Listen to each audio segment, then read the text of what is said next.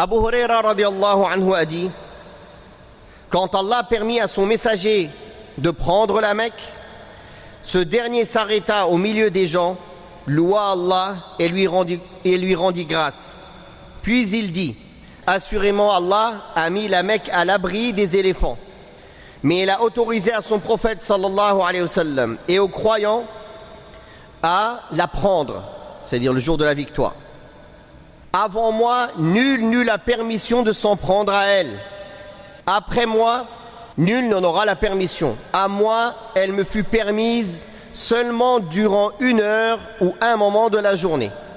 Après moi, elle ne sera guère permise à qui que ce soit. Ces animaux sauvages ne doivent pas être inquiétés. Ces plantes ne doivent pas être déracinées. Nul ne doit y ramasser les objets perdus, à moins qu'il le fasse dans le but de les signaler. Pour quiconque y est tué, son parent a le choix entre le prix du sang et la loi du talion. Al-Abbas dit alors, ô messager d'Allah, excepté l'idkhir, car nous l'utilisons dans nos tombes et dans nos maisons.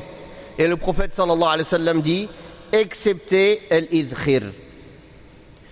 Dans un autre hadith, le prophète sallallahu alayhi wa sallam a dit, Médine est une terre sacrée de l'Aïr jusqu'à Thawr. Donc ici, les 2 hadiths qui ont été cités, c'est par rapport à des règles spécifiques à la sacralité des limites sacrées dans la Mecque et à Médine. Ils ont des différences, mais il y a certaines règles qui sont conjointes. Parmi sa sacralité, c'est qu'il est interdit de faire fuir, d'embêter, de jeter des cailloux et encore plus de faire du mal ou de tuer les bêtes sauvages de la Mecque. Il faut les laisser brouter, manger, faire ce qu'elles veulent. Et ça, qu'on soit en état d'ihram ou non, tout le temps, c'est spécifique à la sacralité de la Mecque.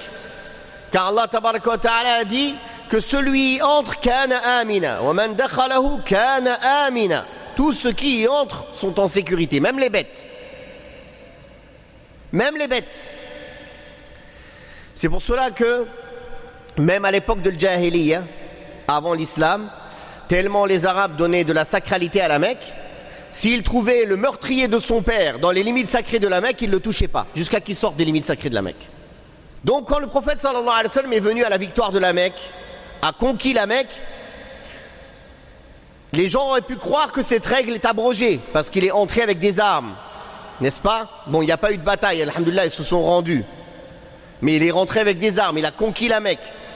Donc il leur a bien spécifié que non, les règles que l'on connaît de la sacralité de la Mecque sont toujours valables. Il m'a été donné une permission juste un moment pour la reconquérir et pour en faire une terre d'islam. C'est tout. Maintenant, elle redevient sacrée.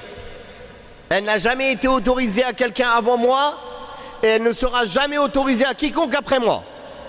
C'est quelque chose de spécifique au prophète sallallahu alayhi wa sallam pour sa période. Donc il a voulu assurer cela. Pareil, les plantes qui poussent à la Mecque, on ne doit pas les arracher. Sauf si elles sont mortes. Si elles sont mortes, il est permis. Et l'Abbas a dit, l'idkhir, c'est une plante qu'ils utilisaient pour combler les trous dans les tombes et pour combler aussi les trous dans les maisons. Le prophète sallallahu alayhi wa sallam a autorisé l'idkhir. Donc pour Médine, c'est la même chose. Sauf qu'à Médine, si une bête est tuée, il n'y a pas de rançon à donner, il n'y a pas de remplacement. On fait juste tawba, on se repent à Allah. À Médine aussi, on n'arrache pas les arbres. À Médine aussi, on ne chasse pas et on ne fait pas fuir les animaux halal sauvages. Quels sont les animaux halal sauvages? Par exemple, les gazelles ou autres.